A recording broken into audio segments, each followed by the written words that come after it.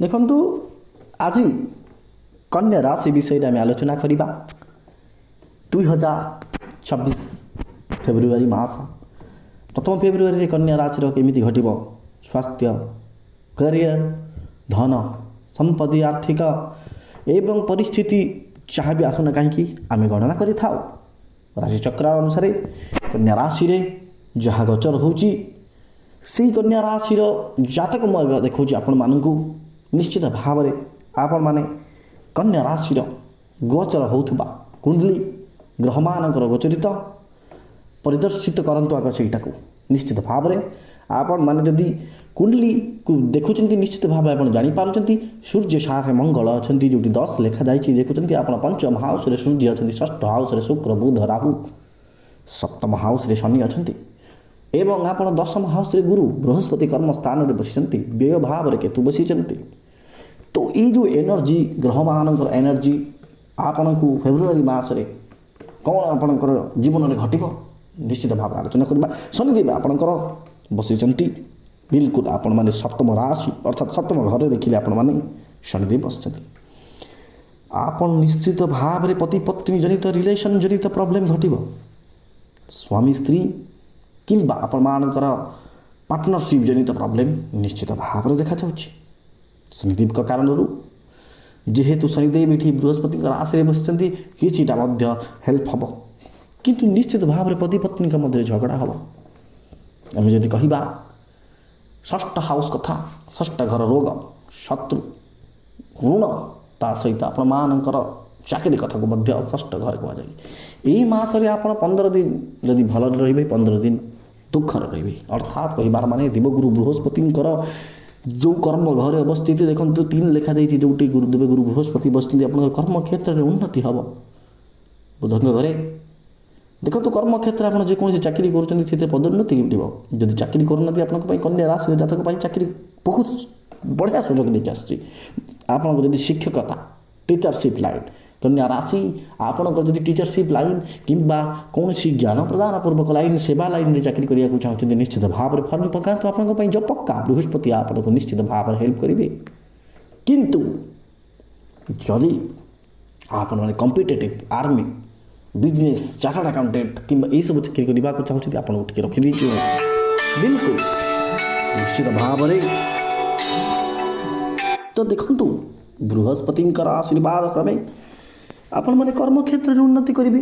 ଯେଉଁ କର୍ମ କଥା ମୁଁ ଆପଣଙ୍କୁ କହିଲି ଯେଉଁଟା ଆପଣଙ୍କ ପାଇଁ ଦରକାର ସେଇ କର୍ମ ଆପଣମାନେ କରିବେ। ଗଭର୍ଣ୍ଣମେଣ୍ଟ ଜନିତ କାର୍ଯ୍ୟ ବି ଆପଣମାନଙ୍କୁ ହେଲ୍ପ ନିଶ୍ଚିତ ଭାବେ ଦେବ। ସୂର୍ଯ୍ୟ ଏବଂ ମଙ୍ଗଳଙ୍କ ପାଇଁ ରାହୁ ଦେଖନ୍ତୁ ରାହୁ ବସିଛନ୍ତି ଷଷ୍ଠ ଘରେ, ଷଷ୍ଠ ଘରେ ରାହୁ ସର୍ବଦା ବହୁତ ବଢ଼ିଆ ହେଇଥାନ୍ତି। କିନ୍ତୁ କୁମ୍ଭ ରାଶିରେ ମଧ୍ୟ ମା ଲକ୍ଷ୍ମୀ ଅର୍ଥାତ୍ ଶୁକ୍ରାଚାର୍ଯ୍ୟଙ୍କ ସାଥିରେ ବୁଧ କଞ୍ଜକ୍ସନ୍, ତାପରେ ରାହୁ, ରାହୁ ବୁଧ ଶୁକ୍ର ଦେଖନ୍ତୁ ଏଇଟା ଗୋଟେ ବଢ଼ିଆ କଞ୍ଜକ୍ସନ୍। ଶୁକ୍ର ହେଉଛନ୍ତି ଦୈତ୍ୟଗୁରୁ, ରାହୁ ହେଉଛନ୍ତି କ'ଣ ଦୈତ୍ୟ ବୋଲି କୁହାଯାଏ, ବୁଧ ହେଉଛନ୍ତି କ'ଣ ସି ନ୍ୟୁଟ୍ରାଲ୍।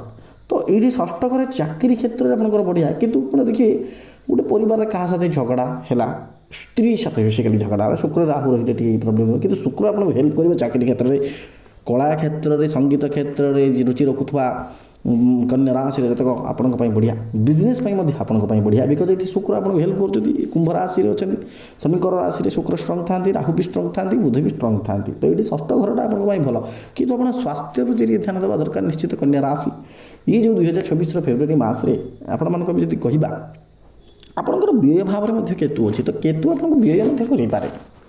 ଦେଖନ୍ତୁ କନ୍ୟା ରାଶି ଜାତକ ଆପଣଙ୍କର ଗ୍ରହ ଗୋଚର ଅନୁଯାୟୀ ଏଇ ଯେଉଁ ବୁଧ ଶୁକ୍ର ଏବଂ ରାହୁ ଆପଣଙ୍କୁ ବିଜନେସ୍ ଲକ୍ ଫ୍ୟାକ୍ଟର ପାଇଁ ବହୁତ ବଢ଼ିଆ କାମ କରିବ। ରାହୁ ଆପଣଙ୍କ ପାଇଁ ପଜିଟିଭ୍ ଏଇଠି ହେଇଯିବେ। ନିଶ୍ଚିତ ଭାବରେ ରାହୁ ଏଇଠି ଆପଣଙ୍କୁ ପଜିଟିଭ୍ ରେଜଲ୍ଟ ଦେବେ। ଦେଖନ୍ତୁ କନ୍ୟା ରାଶି ଅର୍ଥ କ୍ଷେତ୍ରରେ ଯଦି ଆମେ କହିବା, ଅର୍ଥ କ୍ଷେତ୍ରରେ ଏଠି 7 ଲେଖା ଦେଇଛି, ଶୁକ୍ର ଅଛନ୍ତି, ଶୁକ୍ରଙ୍କ ସାଥେ ରାହୁ ଅଛନ୍ତି ଷଷ୍ଠ ଘରେ। କିନ୍ତୁ ଷଷ୍ଠ ଘରେ ଏଠି ଶୁକ୍ର ଷ୍ଟ୍ରଙ୍ଗ ହେଇକି ବସିଛନ୍ତି, ରାହୁ ଏବଂ ବୁଧ ଗୋଚର ହେଲେ ଯେତେବେଳେ ଶୁକ୍ର ପଳେଇଯିବେ, ଯେତେବେଳେ ଅନ୍ୟ ଏକ ଗ୍ରହ ଗୋଚରକୁ ପଳେଇବେ ଅନ୍ୟ ଏକ ଗ୍ରହକୁ, ତାପରେ ବି ଆପଣଙ୍କର ଅର୍ଥ ଜନିତ ଲାଭ ରହିବ ଏଇ ମାସରେ। ଫେବୃଆରୀ ମାସରେ ଅର୍ଥ କଥା ଯଦି ମୁଁ କହିବି ବହୁତ ବଢ଼ିଆ। ନିଶ୍ଚିତ ଭାବରେ ରାହୁ ଆପଣଙ୍କୁ ହେଲ୍ପ କରେ। ରାହୁ ଆପଣଙ୍କୁ ଚିନ୍ତା ଦେଇପାରନ୍ତି, ରୋଗ ଦେଇପାରନ୍ତି, କିନ୍ତୁ ଆର୍ଥିକ କ୍ଷେତ୍ରରେ ଆପଣମାନଙ୍କୁ ଫାଇଦା ହେବ। ବିଜନେସ୍ କ୍ଷେତ୍ରରେ ଆପଣମାନଙ୍କୁ ସୁଫଳ, ଅର୍ଥ କ୍ଷେତ୍ରରେ ସୁଫଳ, କର୍ମ କ୍ଷେତ୍ରରେ ସୁଫଳ ମିଳିବ ଆପଣମାନଙ୍କୁ।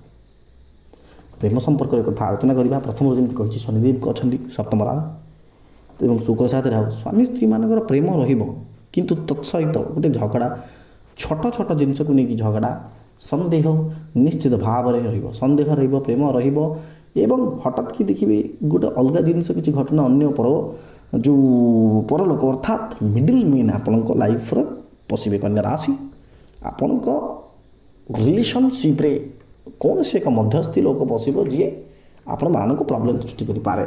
ଆପଣ ସମ୍ମାନ ବହୁତ ପାଇବେ, ବହୁତ ଜାଗାରୁ ଆପଣ ସମ୍ମାନ ପାଇବେ। ଆପଣ ସୂର୍ଯ୍ୟ ସାଥେ ମଙ୍ଗଳ ଆପଣ ଜ୍ଞାନ ଜନିତ କଥାବାର୍ତ୍ତା, ଟ୍ୟାଲେଣ୍ଟ ଆପଣ ବହୁତ ହେଇଯିବେ। ସ୍ୱାସ୍ଥ୍ୟଗତ ସମସ୍ୟା, କିନ୍ତୁ ଆପଣଙ୍କର ବୁଦ୍ଧି, ଆପଣଙ୍କର ତେଜ ରହିବ।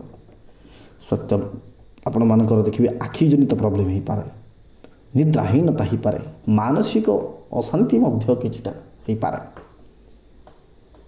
ଆପଣମାନେ ଗ୍ରହଚକ୍ର ଅନୁସାରେ ଯାହା କହୁଛି ଆମେ ସେଇ କଥା ଆଲୋଚନା କରିକି ଆପଣମାନଙ୍କ ଆଗରେ ପ୍ରକାଶ କରୁଅଛୁ।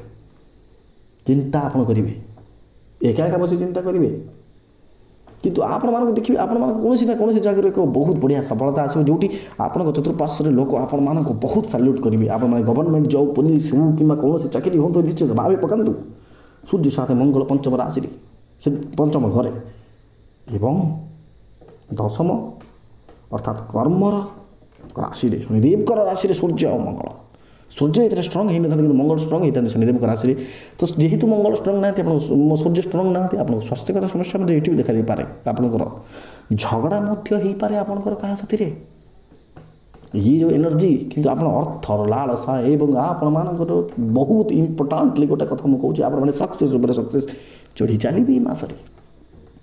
ବଢ଼ିଆ ସମୟ। ହନୁମାନ ଚାଳିଶା ଆପଣ ନିଶ୍ଚିତ ଭାବରେ ପଢ଼ନ୍ତୁ।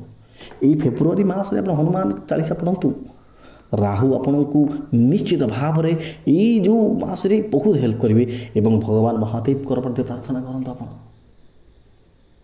ବାବା ଗଣପତି, ମାତା ପାର୍ବତୀ, ପିତା ମହାଦେବ ନିଶ୍ଚିତ ଭାବରେ ଆମକୁ କୁଣ୍ଡଲି ଆପଣଙ୍କର ଦେଖାନ୍ତୁ। ନିଶ୍ଚିତ ଭାବରେ ପ୍ରେଡ଼ିକ୍ସନ୍ ଅନୁଯାୟୀ ଆମେ ଆପଣଙ୍କୁ ନିଶ୍ଚିତ ଭାବରେ ଜଣାଇବୁ। ଜୟ ଜଗନ୍ନାଥ।